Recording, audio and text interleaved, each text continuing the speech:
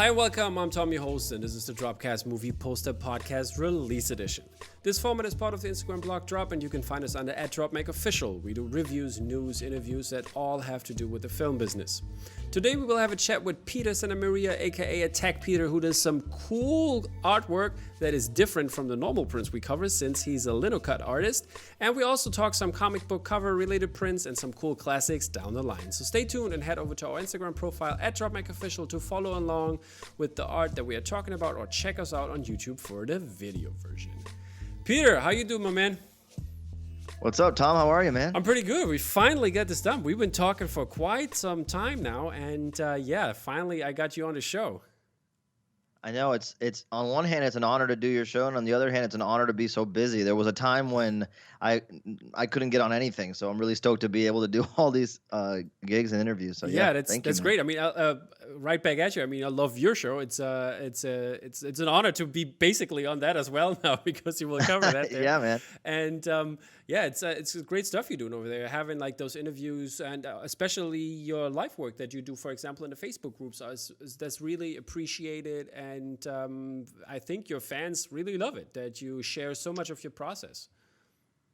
You know, for me, I mean, thank you for that. I think I agree. I mean, I definitely agree with you. For me, I try to look through the lens that I've been looking through my whole life on the side of a fan of an artist, because I still consider myself obviously a major fan of many artists, and I know the mentality of a fan of wanting to see every aspect possible. At least I do. Like I've said it before, but if I could be a fly on the wall in Mike Mignola's studio, yeah, understandable. you know, and watch him work. I want to see what he throws out.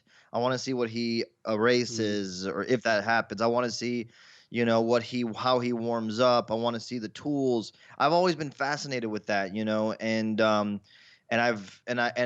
living in Miami where I live, I'm so remote and distant from most of my life from a lot of the artists that I admire. So the only way I could get that information, especially pre-social media, pre-internet, is reading like these in-depth interviews, like in Comic Book Artist magazine, and just digesting repeatedly everything I could about my favorite artists. So now that I have the opportunity to create something that people are into and enthusiastic about, I just try to think what I would want, and I just use that as a way to generate content ideas. This is basically how I got started. I mean, I'm a collector. Yeah. I'm not doing this for a living. I'm just doing this for the passion of this whole community. And it's turned out great. I mean, I got so many cool artists on the podcast, and I have you on. That's also like an honor to have you on. Thank you, bro. And it's great to get like a view of how the artists work and how they come up with that idea. And I get a lot of DMs from other artists that want to come on a podcast, or either just appreciate how much they get like a view of other artists and how they work. And speaking of working, you had a piece coming out last week, and this last night. Yeah, we have to tell the people we're recording on a Friday. We're recording on a Friday, people, but it's gonna come out on Wednesday. So fourth wall broken. It's a Wednesday. We can do a Tenet style inversion here. But yeah, so you had a piece coming out that was really cool. It came out as we record today on Friday. It came out yesterday, and what's the title? What's the dimensions and edition? So on, give us the roundup. Okay, so the piece is from my series of Takoro prints, battle prints, and Takoro's my kaiju giant monster that I created, and it's called Takoro versus Shiga. It's an 18 by 24 image on a 20 by 30 sheet of Lacta paper. It's a linoleum block print, so each one is carved and printed by hand, one at a time. Each one's a handmade item, and this is an edition of 50. Okay, cool. And this piece, I mean, it looks gorgeous. I really love the stuff you do and the style, and especially how is it possible to bring that on linoleum, lino cut version. You know, that's the thing is I tell people all the time, you know, I'm fortunate that in this pop culture medium, there's not a lot of lino cut artists, not a lot of printmakers, but the truth is there's an infinite amount of amazing printmakers out there doing incredible work. A lot of it aesthetically very traditional. Hmm. So there's when I got into printmaking, I did not come into it the traditional way that a lot of artists do. They go through specific courses Hmm. and they learn all this technique and the science behind it, and it's fascinating stuff. But I also noticed that a lot of the printmakers seem to hark back to a drawing style that is traditionally rooted. There's always something that you can pick in their work that looks traditional, whether it's medieval or like folk art, or there's something there. And since I didn't come up that way, I kind of got into printmaking, although I took courses in college. I came into it as a teacher, as an art teacher, just doing fun projects for my students, and this Hmm. was like middle school and high Oh, school. yeah. But You're my also a high school teacher then. There you yeah, go. There yeah. you Is go. that what you do? Is that what you Yeah, do? I'm an English teacher.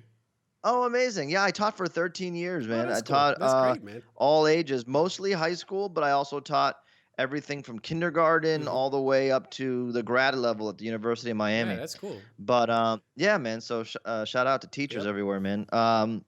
The point I was trying to make was that I my drawing and stylistic influences are more comic book art, Jack Kirby, Mike Mignola, a lot of the box art from the toys of the early 90s, like guys like James Groman was a huge influence on me. That kind of stuff is what I like, Mobius. Yeah.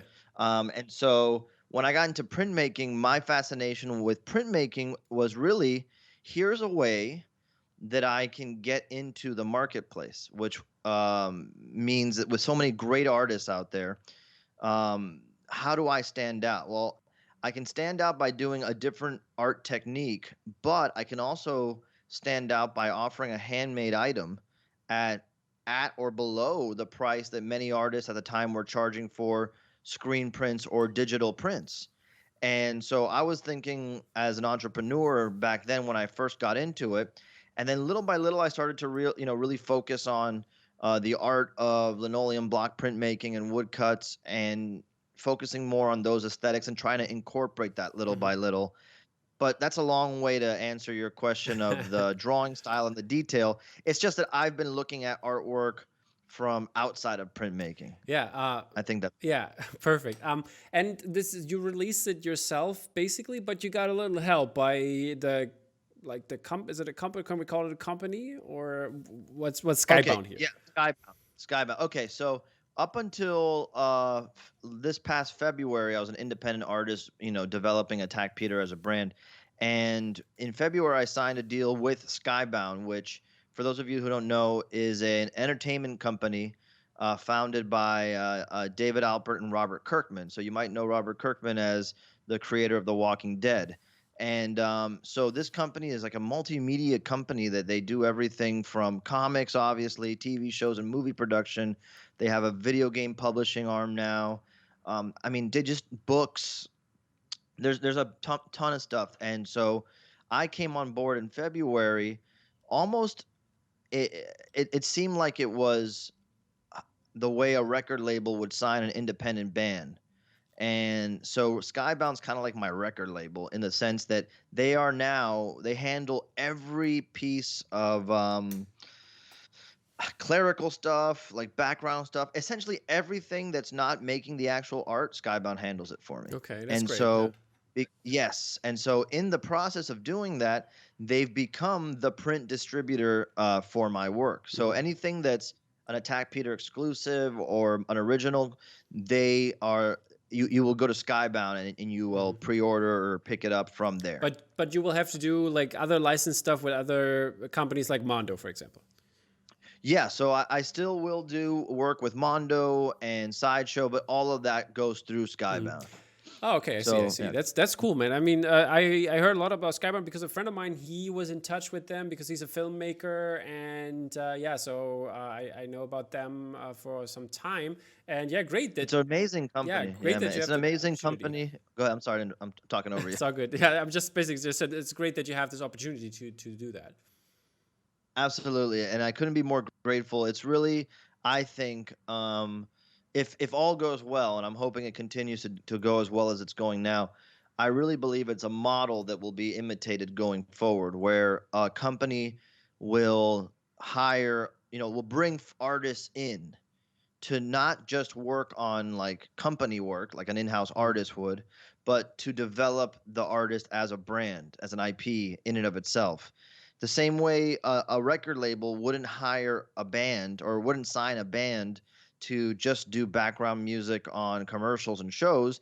They sign a band to be an entity in and of Mhm. itself. And I think that's a great relief for me as an artist to just be able to focus on the artwork, because the business side of art is complex, man. Yeah. And networking and meeting people and getting these gigs, it's a lot. It's crazy what we go Yeah. through. And how is it? How's this the relationship in terms of? I mean, for example, because I read a couple of times on the groups that the shipping wasn't perfect, but are you involved with that as well, or is it only skybound? Basically, you give them the prints in the end and tell them, let's ship it. Yeah, whenever you work with like a company like Mondo or Hmm. Skybound or Sideshow, I've done prints Okay. with, for example.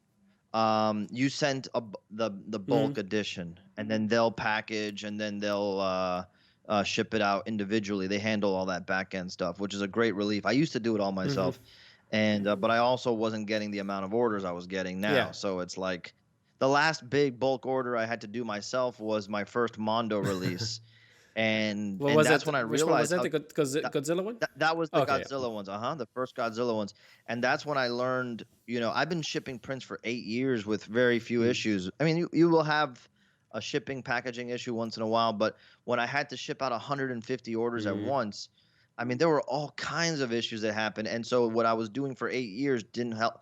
Even though, let's say, I shipped out 150 tubes, Mm. right? Um, 10 of them, I would say, got messed Yeah. up. Okay. Partially, some of it my Yeah. I fault, mean, it's right? error. It Some of happens. it Human error. no, it is. Some of it was my fault. Some of it was, what happens in uh in the Yeah. transporting of the prints. And now we're learning how rough the postal service is having a time doing things. So all of that factors into it, but it's still like 10 negative posts online about your work is a problem, Hmm. and you have to address that like a fire. You got to put out a Yeah. fire. And so what I did was I said, dudes, I messed this up. Please let me make it up to you. And actually, amazing thing about this community, like Tom Whalen and Jason Edmiston both reached out to me. I had never met Yeah. them. And they both reached out to me, say, "Hey, man, I saw you having some issues. If you need help, let me know." And I did. I didn't realize Hmm. what was the expected standard among poster collectors, because I wasn't really in that Yeah. realm, to be honest with you. And so they were both so generous, and it's just a testament to how not only are they amazing artists but just Yeah. great people. And so I changed how I did things, and luckily everything got there safely and everybody got their work and they're happy. And then with Skybound, they've never really been a purveyor of fine art prints. Hmm. And so I think together we've learned what is expected, what works. We're shipping hundreds of prints, but again, if you get 10 people out of 200 people who are upset and they want to take you to task online, which they have the right to do, and which is why we have that group in the Yeah. first place. I like that. I like that we can, but that definitely says, okay, we got to rethink how we're doing things. And so we did. Yeah. We've got those, those big. I didn't even know about this before. I'm being 100% honest. The Yazoo Hmm. giant, industrial strength tubes that we finally got those. They were hard to get, for a minute in the during the Hmm. pandemic. And so, but we try to like scaffold the time in between. We took the tubes and put them in boxes, and But but it's gonna happen. What's gonna happen out of all this is now I think Skybound's gonna be perfectly suited to be yeah, a great. contender in the print world. Yeah, I Yeah. mean that's what I was just going to say. The complaints that came were not like hey, what's up? This is shit quality. Like I give you 0 stars. No. It was like a critique that could like that you give Yes. somebody on the same level, and Yes. that's a good thing about this Yes. community, and that everybody's getting something out of this. The artist, the It's awesome, company, man. and the fans. The better we do, the more cool stuff we can do for fans Exactly. and the community. And if the fans or the community are cool and say, "Hey, look, this happened. this is my idea. We literally, I mean, Skybound literally is in the Attack Peter Print Crew Hmm. group, the Facebook group, and they're just paying attention, Great. communicating. Shout out Sean Kirkham, big clutch. He's in there talking. And so the good thing is everybody knows there's a transparent line of communication, and I think it's awesome, Yeah, man. me too. I think that this whole Yeah, community is very great, and that's why I love what I yeah, do here. it's amazing. So Yeah, let's get back to your print. sure. Yeah, Got a little off topic here for a second, but it's totally fine. I'm gonna tell the people, right, we're gonna cover more of that in the long interview version. We're gonna sure. do it at the end of the year, so stay tuned Okay. for that, people. So your print, what's the story? What's the story? What do we see? So if you're referring to the Takoro Yeah, versus exactly. Shiga, the Death Moth, so that is the third in a series of battle prints featuring Takoro, the this giant monster that I created to Quick be question. the set. Quick question. Yeah. I googled Takoro and it Uh huh. came up this Uh huh. octopus from Gimme Octopus. Takora. Takora, yeah. Is it inspired? So well, the funny thing is, I tried to come up with a bunch of names for this creature, and I came up originally with Takora, basically just taking Gamera, Gojira. Okay. Those are Yeah. like Kaiju those are like names. animal names. Yeah, but there are these names that are taking like an animal and an RA at the end Like put it Mothra. together and Mothra, Gamera. So I said, well, octopus in Japanese is taco. And so I go, oh, Takora. And I Google Takora. I'm like, holy crap, this goofy red thing already Yeah. exists. So I said, I'm just gonna change it to Yeah. Takoro, and then I'm gonna keep it sounds cool, and I'm gonna leave it there. And that's where that came from. So, but I didn't know at first, but I liked that it already existed because it made me feel more Yeah. legit. Um, but yeah, you gotta search it right, Takoro. And so yeah, so I created this monster because in my mind, I want to have an IP, a brand, like a universe that I can play in, like a Mhm. sandbox, where I can I love that I've been able to work on these Godzilla prints with Toho and Mondo, but I know that eventually that'll run out, and I want to keep being able to do giant monster Mhm. stuff, which is my love. And so I'm starting to, at this point, I created these are almost like prequel or like alpha Yeah. prints of a larger world that I'm building. And so this particular print is features Takaro in the air battling a giant moth Mhm. monster that the community helped Mhm. design. That's So over yeah. the course of I was part of it, and not in terms of like that I give suggestions, but I watched it, and it was like really yeah, great that this community came together and that helped you it's cool, this right? way. That's amazing. Yeah. For me, it's like I want to do a show. I want to have production. I want to have like a way to communicate with the fans, not just drop a print and say, "Here's the link, go Mhm. fetch." Not that there's something wrong with that because artists are busy, but because I have this opportunity that Yeah. Skybound gave me, I really want to use it. And so, you know, I, th- w- I we started thinking about what can we do on the show, and the idea of let's create with them Mhm.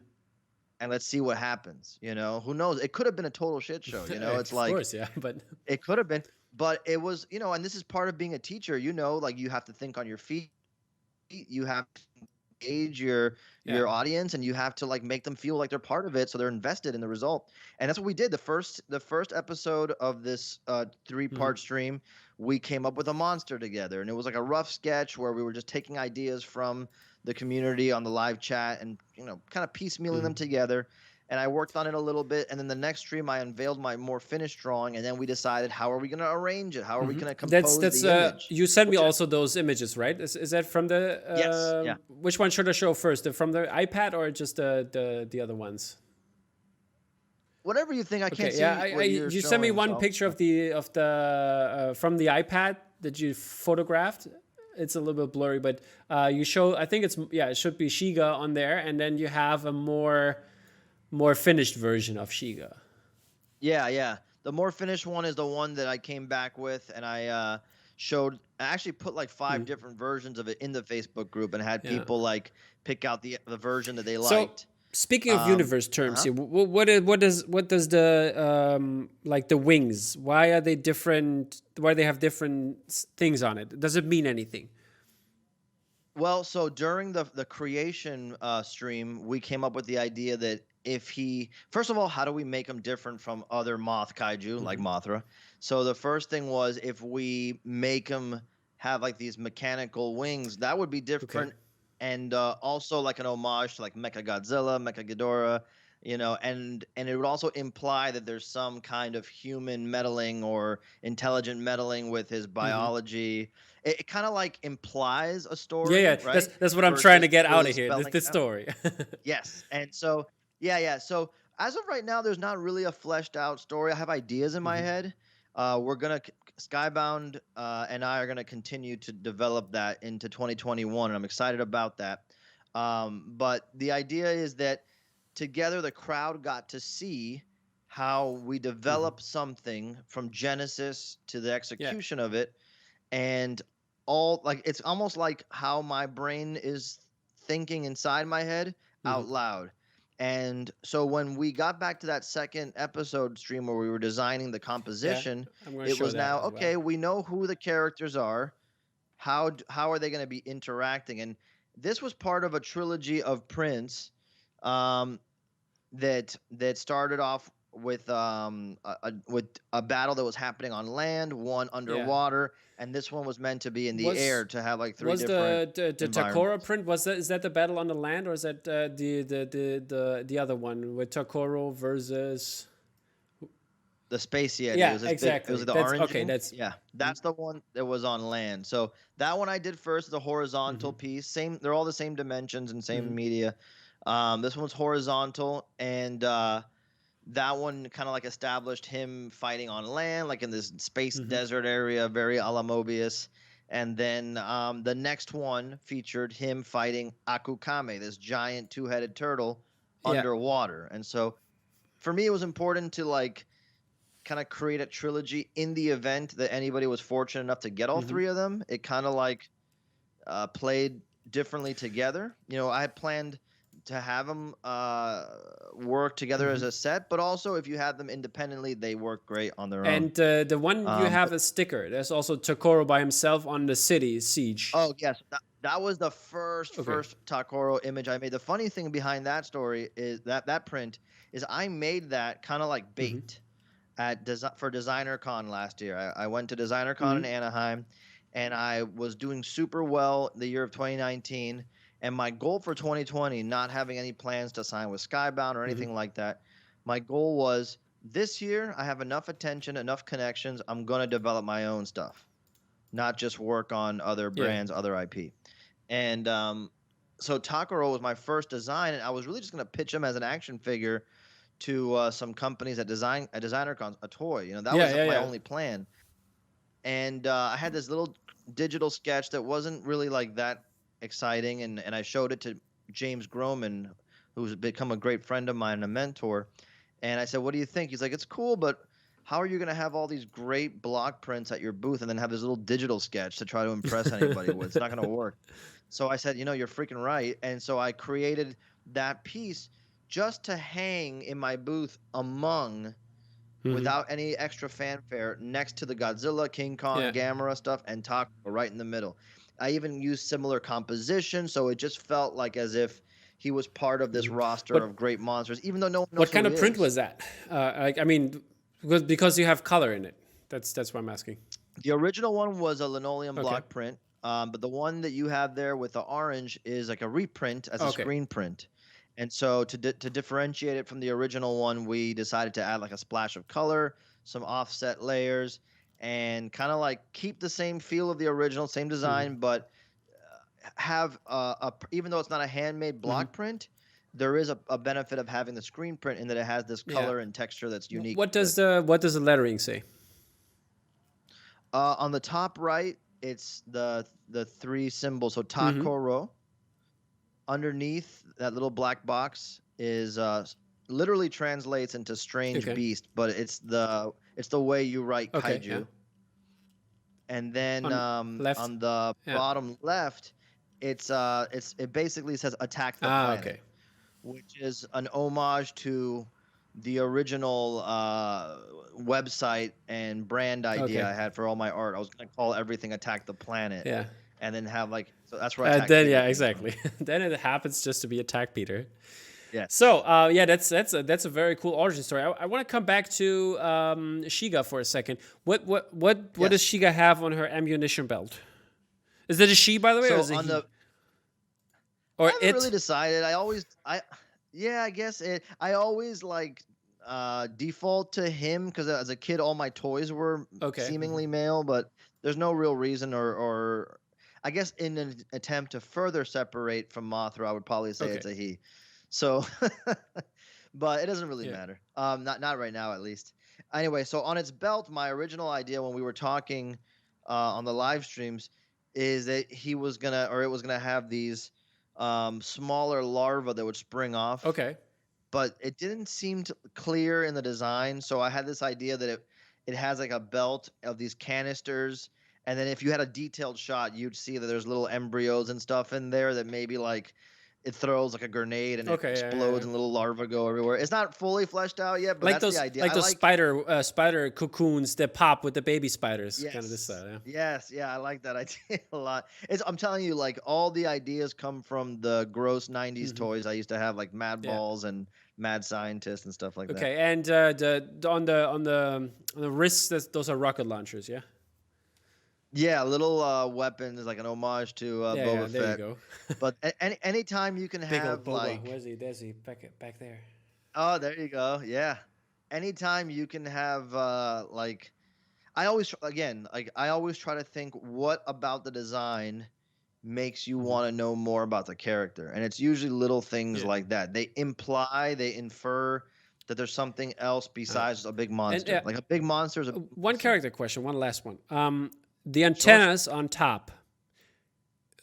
Are they, or is it an exhaust fan or something like that? What's up with that? Who's Well, controlling him? the fun Give me the right. So the universe. funny thing is exactly. So the funny thing is when we were coming up with the character traits, we said we should have like some like mechanical antennas like to play with the idea of the insect but also the biomechanical Hmm. nature of it. So it's almost like maybe it doesn't naturally have antenna or it did and they were cut off and replaced with these utilitarian antenna. They're also like that one guy's holding Hmm. on to one. I'm not sure if he's steering or Yeah. controlling or if he's just holding on because his hand's getting cut off. And so it's not not 100% clear when you look at it, but the idea is that this guy's been tinkered with. And yeah, the other guy, the Dark Knight guy, kind of the Black Knight. Yeah, so like there's in all of the Yeah. prints, there's this companion with him, and I keep fleshing them out little by little in my head. But I have this idea that this is a companion that kind of goes around with Takoro. In fact, in my head, there's a group of them that we're gonna develop little Hmm. by little. But he's always there. It was just an attempt to create extra points of interest on a Okay. large print and to help emphasize scale. But yeah, so like he's always embattled with something Yeah. else on the So in I'm there. gonna pitch an idea that Skybound probably will not do, but maybe in the future. Because since you have this universe, how about some 18 Yeah. by 24 comic book? Oh yeah. Well, let's just do this emoji. Okay. Stay tuned to 2021. We got a big project that we're working on for early 2021. Yeah, I'll tell you that's that. great to hear. I'm looking at the Yeah. detail shot right now. He stabbed the guy in the neck, right? Is he's controlling him? Yeah, he's like stabbing the guy in the neck and cutting off his hand at the same time. His hand Yeah. goes flying in the air. Yeah. It's- That's all from like how I used to draw as Yeah. a kid. When I was a kid, I had a friend whose older cousin was really awesome at Yeah. drawing. I got to find this artwork. And he used to draw these Ninja Turtle drawings that was not like one centered character. It was like a scene of a million things happening and it would just draw me in like a Where's Waldo book. Like I wanted to know all the little things that are happening. And when I started to like compose my artwork that way where there was a big focal point because I like big jumbo like artwork like that, but then when I surrounded it with a lot of little intricate pieces of interest, man, things started really taking off. Like, oh, this is fun because I guess it rewards repeat viewing or closer inspection of the Yeah, work as it well. definitely does. And this is like basically it reminds me of a mix between Shredder and Darth Vader. Totally, yeah. In fact, he looks way tough in this one. Like my original idea for him was he's kind of like this lanky, smaller, young, and this must be like a later years or something, or maybe it's not the same person in every Yeah. print. It's like this race, this warrior race that has this armor, and it's a different one. Who Okay. knows? And are Not they yet. Yeah. the kaijus in this world? Are they all controlled by it, or are they do they sometimes live for themselves? Basically, like Godzilla, just Mm. I have an idea in my okay. head of a world where the kaiju are kind of like the Hmm. wildlife of Oh, this okay. planet. So in the same way that we have domesticated animals and animals that are beasts of burden, animals that we eat, Hmm. that kind of thing. I kind of have this idea where of a nomadic planet with tribes and the monsters. Some of them are gigantic, some of them are smaller. Some of them are, used for travel. Some of what I'm Hmm. saying. So I think it's like everything can Yeah, happen. I think you need some in the future when there's going to be more. You need some like collecting cards. Like Ah, I love that. that would be great. Have like all the monster stats on them, and I love that. Did you collect Marvel cards when you I were a know kid? basketball. Okay, I had basketball cards for sure and baseball and Hmm. football, but there was a series of Marvel I think cards, specifically yeah, I series think we 2, didn't have them that when here you in flip, Europe, but well, look them up later sure so I you can will. see. When you flipped them on the back, they had the secret identity and all the power stats for all the Hmm. characters.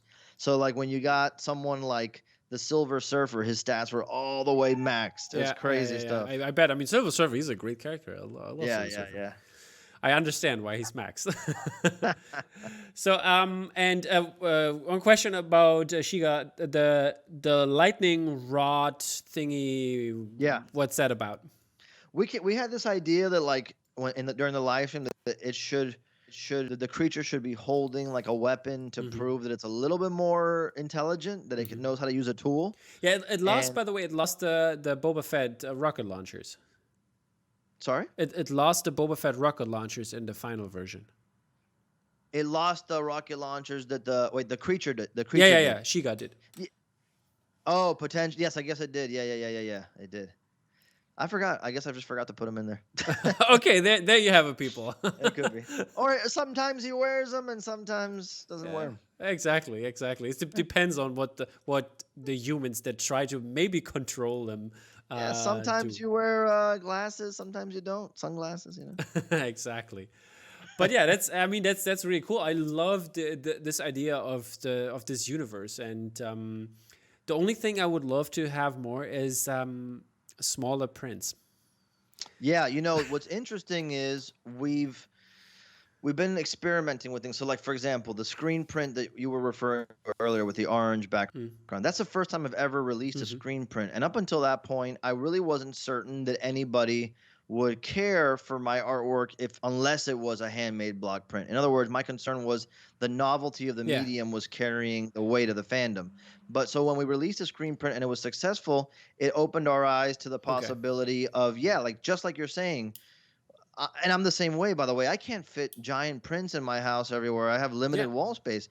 But it now is exciting to think about releasing all of them maybe as a set of screen prints that are like 18 by 12 or whatever the going size, 16 by Yeah. 20, and being able to even 8 by 10 size. Why Mm-hmm. not? It seems like people are interested in them at multiple Yeah, sizes and form I have to factors. say, for example, the I just got Joshua Buddick Star Wars ones, the Mind Trick series he just did, which is amazing. It works like a trading card set, Yes. and Yeah. they're 6 by 6, and I think that's a perfect size. I That's think brilliant idea. hold up, let me See them. in the box. Are those three right No, there? no, those are the Jason Atkinson architecture series. But on the Okay. left here, that's Ah, Boosh. That's yes. Boosh from the series here. Okay. I think it's a fantastic idea. Not only that, from this distance, looking at your background, I like the Yeah, look of all the different size panels. It almost reminds me of like being inside a rebel ship and seeing all the little yeah. parts everywhere. And I love the aesthetic of the Thank you, collection as thank you. well as the individuals. Yeah, Yeah. No, you're totally I right.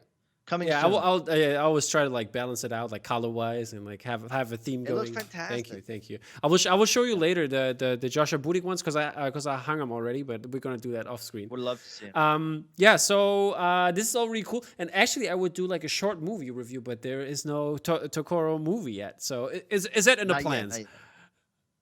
Animated I think series. everything's in the plans. In my perfect world, well, I just watched Primal, the animated series by Gendy Yeah. Tartakovsky. To me, that's perfect artwork, and if I could have something like that in the future, I would jump all over it. But what I really wanted is a video game. Oh I've yeah. wanted a video game that is this generation's version of the Godzilla video games on the GameCube. Hmm.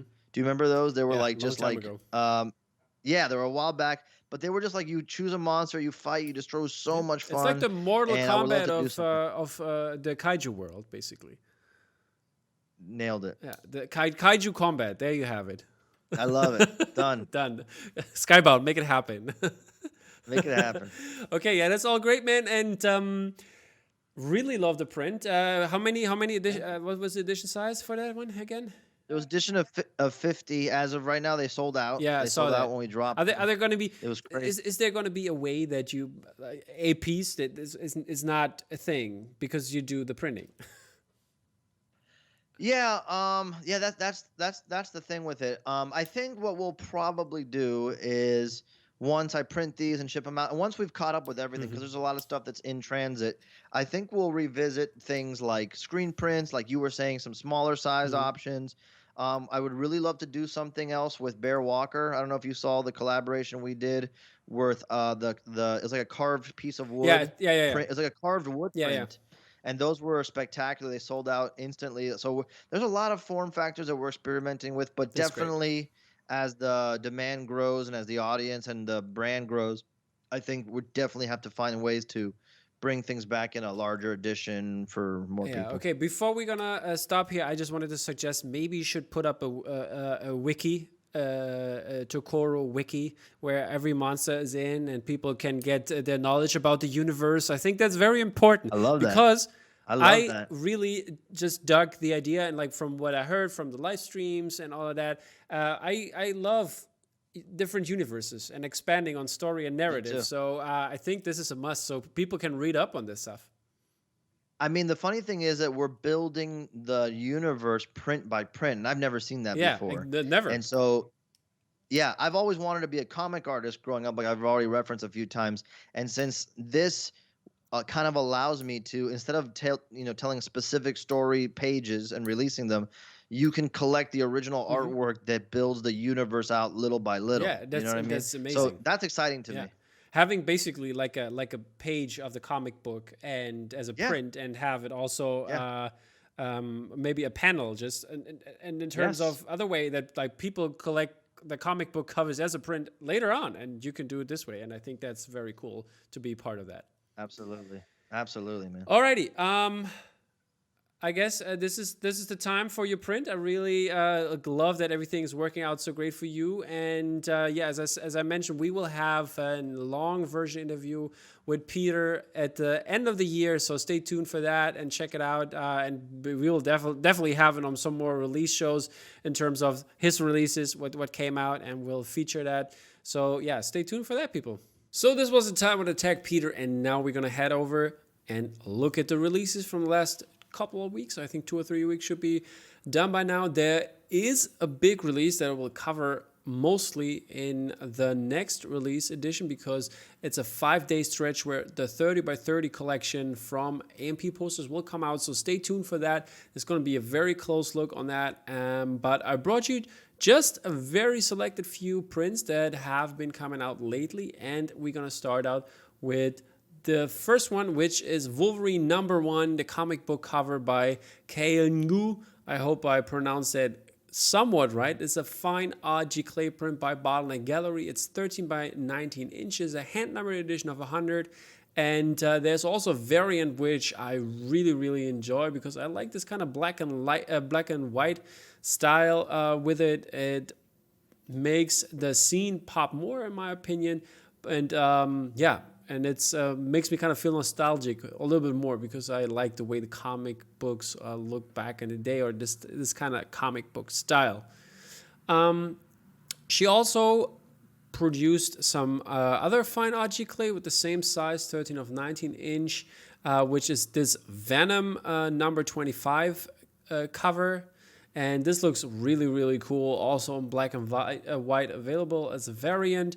The variants are hand number edition of 50, by the way. And yeah, they both look really cool. But I think I like the regular version in color better. It makes it pop with the black or like bluish from Venom. And also having a contrast to Peter's red on the suit there. So yeah, very, very cool stuff. Really like what Bottleneck did here with the comic book cover, because mostly we see that from a gray matter art, because they collaborate a bunch of times, and we're gonna have something on that matter too a little bit later. But now we're gonna come to Rick's House, which is by George Townley. And it's this one from obviously Once Upon a Time in Hollywood. It captures the house from the Tarantino movie very well. Got the car in front, which is really cool.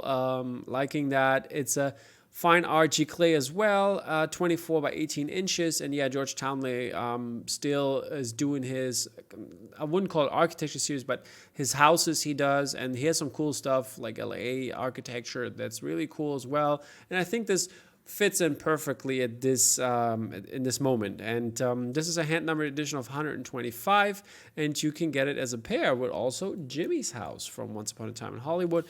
Also really, really cool. Liking this also a lot. And yeah, as I said, hand numbered edition of 125.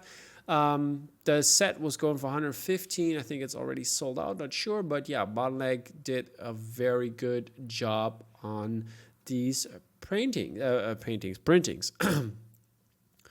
And moving on, I have some gray matter art stuff, or some prints and comic book related as well. First off, we have this Spider-Man print by Flory, which is really cool. I like this a lot. This is also a set. The edition of the regular edition is an edition of 100. It's printed by Valhalla. It's 24 by 36 inches. Looking really cool. I like this actually cool feeling of this kind of blue tone that's on it, and kind of like a cold variant of Spider-Man Homecoming with the old suit, as you can see here, because the variant is like an upgraded version of it, where you can see the new spider suit, the Stark spider suit, and it is more warm here, or warmer in that regard, when you look at when you compare the two of them. This is a look at it like right next to each other. Liking it very much, but I think I like the cold version a little bit better, the regular edition by Flory. Then the variant edition, which has a number of 75 and also printed by Valhalla. Yeah, and I promised some more artwork by for comic book related X-Men artwork. This is the X-Men #1 double gate fold, and this is 36 by 16. It's a hand numbered fine archie clay by Cold Press Natural, or it was Cold Press Natural. Edition of 125, and it's printed by Gray Matter Printing. Didn't find an artist for some reason there, so if it's just a reprint, then I guess it's just Gray Matter Printing who did this. And they also printed a variant for the 20th anniversary double gate fold, which looks even cooler in my opinion. The colors go better together than the regular version in my opinion, and I'm liking this a lot. This one, the variant, has an edition of 100 and also printed by Gray Matter Art. Then we're going to come over to Mondo's prints from the last couple of weeks, and we start off with this Scott Pilgrim versus the World print by none other than Matt Ryan Tobin, and I really like this dude. He's a really cool guy. This is the blue hair variant edition, weirdly of 108. Every edition they have, there's a couple different ones, and every edition they have, it's it has just 108 prints. I don't know why 108. That's a weird number to me, but maybe Matt can comment on the post or in the YouTube video why 108 are available for this print.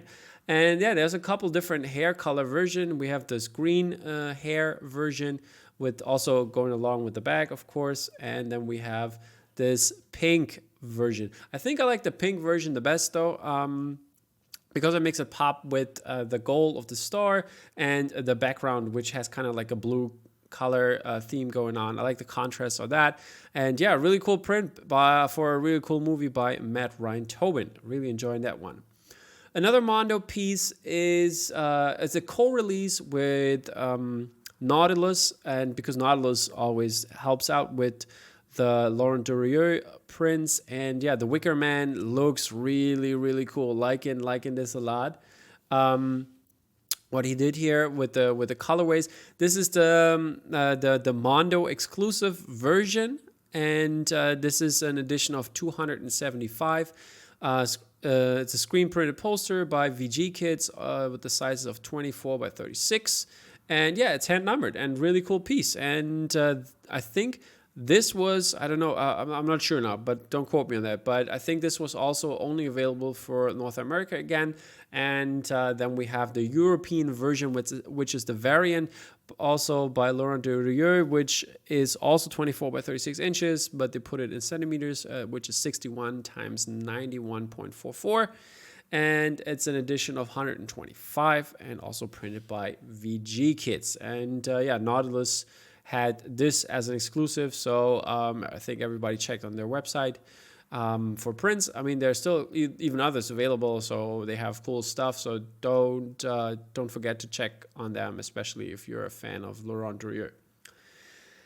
And then we come to the almost last part of our show, or the last gallery that we're going to talk about, which is Spoke Art, who had this really cool Rich Pellegrino portrait series, which are 4 Star Wars portraits, 8.5 times 11 inches, and they are signed and numbered by the artist. Those single ones without anything basically are just $25, but there's a cool gimmick. I love this Chewbacca. This Chewbacca is great. I mean, all of them are really great. I spent too much on posters, I have to say, so I sadly had to skip this one. I would have loved the because this was a timed edition. I would love for the Remark ones, but the Remark ones were kind of expensive for my taste. But the Remarks are just incredible. And there was 2 different kinds. There was one for objects like lightsabers, X-wings, and stuff like that for $85. And then there were the portrait ones for like R2 or Yoda or something like that. And yeah, they turned out really great. Here's, for example, Han Solo DL-44 blaster version, really cool. Then we have fitting to Leia's blaster, the handgun here. And then some more of the portrait series, like obviously Luke going with the Vader, then Chewie and C-3PO, and the Remarks are just lovely. I mean, he does really great work. He did the Jordan one before, Boba and Solo, of course. Really, really cool stuff. And yeah, Rich Pellegrino, he's a good guy. He does some very artsy, cool artwork stuff. And yeah, it's definitely worth a look. And if you're a Star Wars fan, you should have picked them up. Maybe he has some APs at a later point. I'm not sure. But nonetheless, very, very cool prints. And yeah, you keep an eye on that. They're probably going to do more timed edition wise version where you could pick up the prints with very cool Remarks in my opinion. I showed last time, I think I showed the Jordan stuff where he put sneakers on. Oh, this is just incredible. Yeah, and last but not least, last time I wanted to cover it, but I forgot about it. I saw somehow I didn't put it in my preparation, but good thing is I got mine already, and this is the very cool series, the Jedi Mind Trick series, or season 1, Series 1, I think it's called Series 1, by Joshua Buddick. Joshua Buddick is a very cool artist, and he's a cool guy. He's been on the podcast before. We had a very, very good chat, and he put out this 6-inch by 6-inch series for Star Wars, which has, as you can see, a bunch of cool portraits on there. We have a Death Trooper, we have Baby Yoda, we have Gonk, we have a TIE pilot, we have Boosh here in the corner, we have an Imperial Guard from The Last Jedi, we have R2, Boba Fett, Scout Trooper, Stormtrooper, Kylo, and an Imperial Guard, like the older version. And they come in all those different colors. They had like for example, like this gold version. Then they also have, which was available, I think, or the chance to get it was 1 out of 5. Then there was a silver version, a white version. Then we have a magma version, which is like the red, kind of cool, kind of looking cool. And then we have the blue ones here. I think it's called Iceberg, but I'm not sure. That's the one. And then we have different foil version, which are only available like 3 times or so, 1 to 3 times, or even less at some for some prints. And they all look really, really cool. So definitely worth looking at this. Still available as Spoke Art. You can get basically, if you pay for 5, you get 1 set for free, and it's very cool. You can trade them.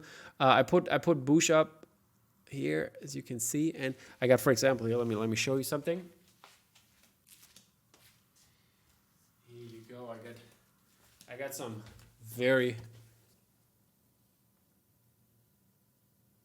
cool ones. These gonna go out to Adam Hill. So Adam Hill, shout out to you, buddy, for trading those. I gave away my very cool foil one, but I got a magma one, which is really awesome. So yeah, in the Joshua Buddick fan group, you can easily trade them with other people. It's like basically trading cards, and it's a lot of fun. So check into that. It's definitely worth it. And yeah, this is it for the show. So please subscribe to more of the podcast. And I think I got a lot of fans. This is the art we covered today. And yeah, I will see you in 2 weeks for the next release edition. And I already mentioned that we're going to talk about the AMP releases that came up for the 30 for 30 edition. This, for example, a very, very good looking Ruth Burgos piece for the Batman. Not the Batman, Batman 89.